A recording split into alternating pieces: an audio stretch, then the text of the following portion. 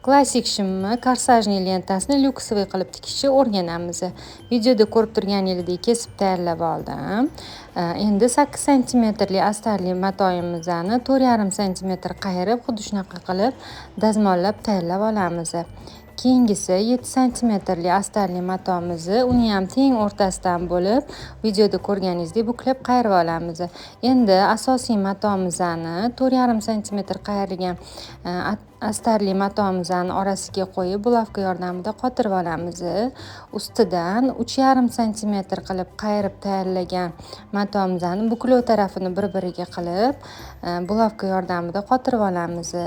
Buni ustidan bo'lsa, matomizni o'z asosiy matomizdan foydalanilgan 1 santimetr qilib olingan kantimizni qotirib olamiz va videoda ko'rib turganingizdek qilib ustma-ust holatda tekis qilib akkuratniy chokda choklab olamiz. Bu belimizda ichki qismini ham lyuksовый обработкада chiroyli akkuratniy ko'rinib turishini ta'minlaydi.